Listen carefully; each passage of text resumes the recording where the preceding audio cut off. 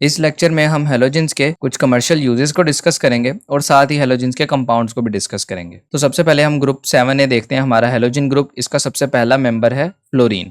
तो हम फ्लोरीन के कंपाउंड्स को डिस्कस करते हैं और साथ ही उनके यूजेस को भी डिस्कस कर लेते हैं। तो सबसे पहले हमारे पास फ्रीऑन्स। अब फ्रीऑन्स किस तरह के कंपाउंड्स होते हैं? ये ऐसे कंपाउंड्स होते हैं जिनके अंदर क्लोरीन और फ्लोरीन और साथ कार्बन, ये तीन एलिमेंट्स मौजूद होते हैं। यानी कि अगर हम इसको सिंपल वर्ड्स में कहें तो ये क्लोरो फ्लोरो कार्बन होते हैं। ठीक है, क्लोरो से मुराद क्लोरीन, फ्लोरो से मुराद फ्लोरीन और कार्बन से मुराद जो हमारे पास है वो ये कार्बन है, जो सेंट्रल एटम के तौर पर अटैच किया गया है। फ्रीऑन्स का मॉलिक्यूलर फार्मूला भी हम यहाँ पर देख सकते हैं कुछ कंपाउंड्स का, जैसे CCl2F2 है और इसके अलावा CClF3 है। तो इस तरह के कंपाउंड्स फ्रीऑन्स कहलाते हैं। नेक्स्ट है हमारे पास टेफ्लॉन। अब टेफ्लॉन किस तरह के कंपाउंड्स होते हैं? ये लॉन्ग चेन में कंपाउंड्स एग्जिस्ट कर रहे होते हैं, यानी कि ये मैक्रो कंपाउंड्स होते हैं। और अगर हम इनका जनरल फार्मूला देखें तो जनरल फार्मूला में ऐसे कंपाउंड्स जो कि फ्लोरीन और कार्बन को कंटेन करते हैं, उस तरह के कंपाउंड्स टेफ्लॉन कहलाते हैं। जैसा कि आप यहाँ पर देख सकते हैं CF2, इसके साथ बॉन्ड है CF2 और साथ ही हमारे पास दो बॉन्ड साइड से यहाँ निकल रहे हैं और ये n नंबर ऑफ मॉलिक्यूल्स है, यानी कि ये मैक्रो मॉलिक्यूल्स हैं। ये n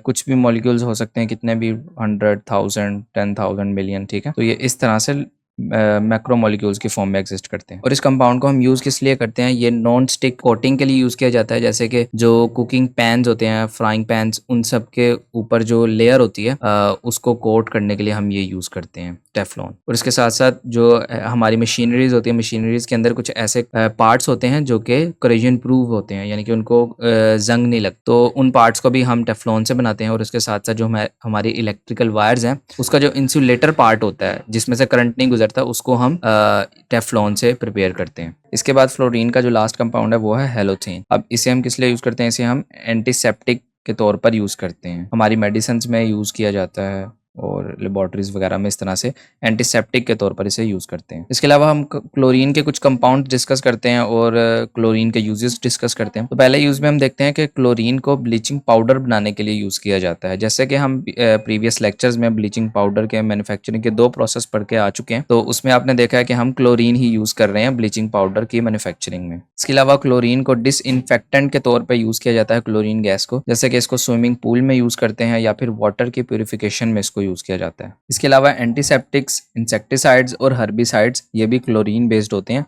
क्लोरीन को इनमें भी यूज़ किया जाता है। इसके अलावा हाइड्रोक्लोरिक एसिड जो हमारे पास HCl होता है, इसको इंडस्ट्री लेवल पर प्रिपेयर करने के लिए भी हम क्लोरीन का ही यूज़ करते हैं, क्लोरीन गैस का यूज़ करते हैं। इसके अलावा नेक्स्ट कंपाउंड हम देखें तो पॉलीविनाइल क्लोराइड, जिसको हम PVC कहते हैं, इस कंपाउंड को हम इंडस्ट्री लेवल पर यूज़ करते हैं प्लास्टिक की मैन्युफैक्चरिंग में। तो इसमें भी आप देख सकते हैं यहाँ क्लोरीन यूज़ होता है। और इसके अलावा जो दूसरे कंपाउंड है क्लोरीन के, दैट इज क्लोरोफॉर्म और कार्बन टेट्राक्लोराइड, जिन्हें हम क्लोरीन से प्रिपेयर करते हैं in the presence of sunlight. हमने रिएक्शंस किए भी हुए हैं। तो इस तरह के कंपाउंड्स को, क्लोरोफॉर्म को, कार्बन टेट्राक्लोराइड को हम एज अ सॉल्वेंट्स यूज करते हैं लेबोरेटरी के अंदर भी और कमर्शियल लेवल पर भी। तो ये हमारे क्लोरीन के कुछ यूजेस हैं। और आगे चलते हैं, अब हम डिस्कस करते हैं यूजेस और कंपाउंड्स ब्रोमीन के। इसमें फर्स्ट कंपाउंड जो है इथाइलिन डाइब्रोमाइड है। अब इसका अगर केमिकल फार्मूला देखें तो इसमें C2H4Br2 ये इसका केमिकल फार्मूला है। और इसको हम यूज़ किस लिए करते हैं? इसको हम व्हीकल्स के इंजन में यूज़ करते हैं, क्योंकि व्हीकल्स के इंजन के अंदर लेड कंपाउंड होता है जो कि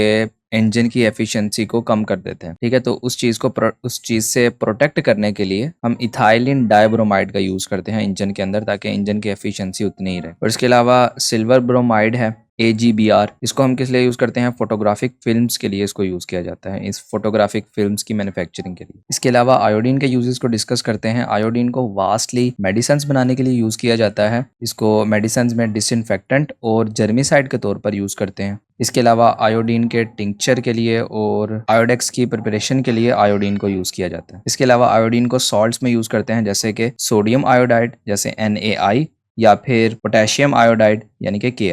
अब ये हमारे पास आयोडाइज्ड सॉल्ट्स कहलाते हैं और ये सॉल्ट्स गोइटर से प्रिवेंट करते हैं, क्योंकि इनके अंदर आयोडाइड आयंस पाए जाते हैं। अब गोइटर ये जो हमारे गले में स्वेलिंग हो जाती है, जो हमारे गले का ये थायराइड ग्लैंड है, जब ये स्वेल हो जाता है, इसको हम नेक स्वेलिंग कहते हैं, तो उससे प्रिवेंट करता है, क्योंकि ये आयोडाइज्ड सॉल्ट्स जो होते हैं ये आयोडीन के आयंस देते हैं। ठीक है, जिन्हें हम आयोडाइड आयंस कह रहे हैं। और अगर हम ये आयोडाइज्ड सॉल्ट अपने फूड में यूज़ करते हैं डेली लाइफ में, डेली रूटीन में, तो ये आयोडाइड आयंस प्रोवाइड करते हैं जो कि गोइटर जैसे इन्फेक्शंस जो हैं इससे हमें प्रिवेंट करता है। ठीक है, तो इस तरह से हमने हेलोजेंस के यूजेस को डिस्कस किया, फ्लोरीन, क्लोरीन के और ब्रोमीन और आयोडीन के।